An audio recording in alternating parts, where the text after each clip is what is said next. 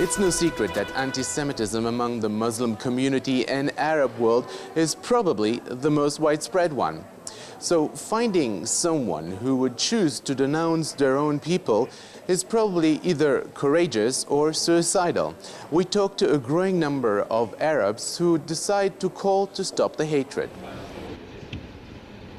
Dr. Boaz Ganor apprehends that if no action would be taken against the new anti-Semites, there is no ruling out that history might repeat itself. Either afraid or reluctant to stand against those insightful messages. And what they do not understand is that, hopefully it will never happen, but when those extremists will finish their work with the Jews and then the Christians and then different other Muslim sects, then they would go after those moderate Muslims themselves, and they would have the same merit and the same end that they wish that the Jews and the Christians would have.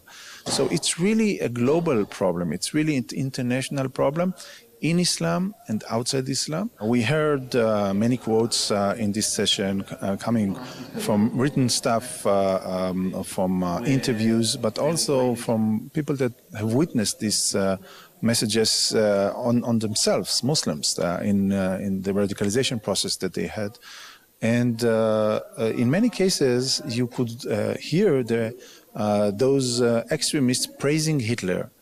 And the only criticism that they posed toward Hitler was that he didn't finish the job. And I think that a strong Israel, a strong Jewish communities, a strong Western society which is not confused and surrendering to dangerous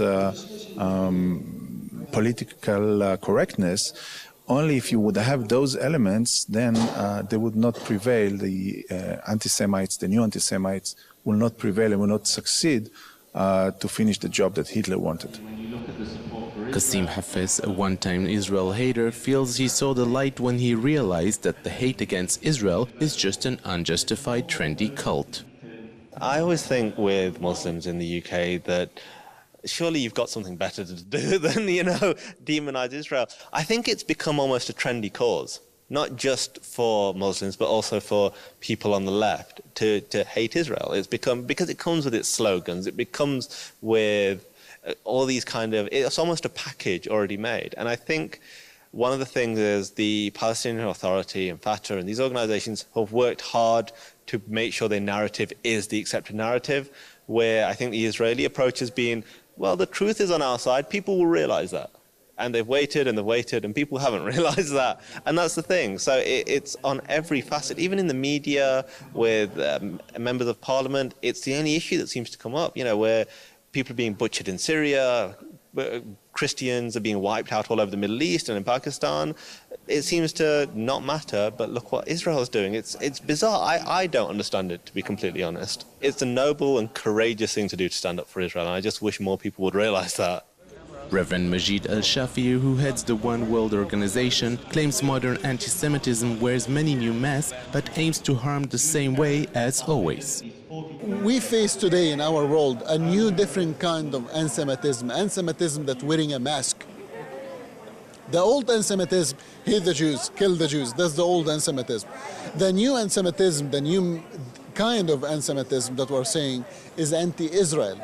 Is the people that they are speaking against Israel. Does this mean that I cannot criticize Israel? No, Israel, like any state, of course you can criticize Israel. But there is 2 points you cannot touch about Israel. If you touch it, it's become the new anti-Semitism that we're facing. 2 things. Number 1, Israel's right to exist. Number 2, Israel's right to defend itself. If you take these 2 points, this is the new anti-Semitism, and that's what we're seeing right now in the West. Our world today is dark place, is unjust place, not because the people is doing evil, but because the people who remain silent about it.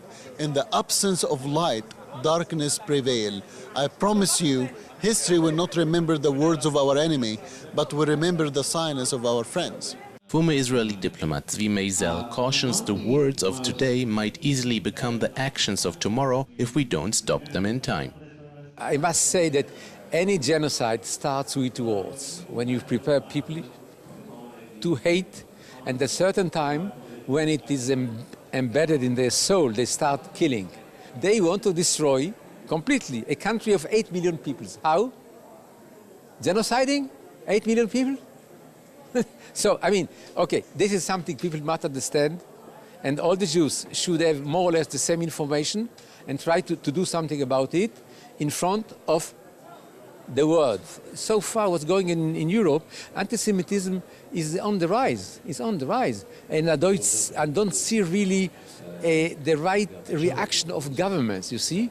The governments are kind of in a confusion. They don't know exactly what to do.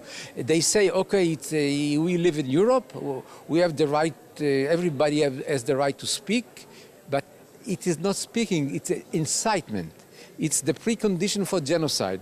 And once the government understands it, the government, yes, the authorities, maybe they will do something. Although the situation right now is very bleak, there is hope that with some of the people that we met here, the light at the end of the tunnel will start shining brighter and become bigger and bigger with time. For JN1, I'm Ron Jacobsohn at the Global Forum for Combating Anti-Semitism in Jerusalem.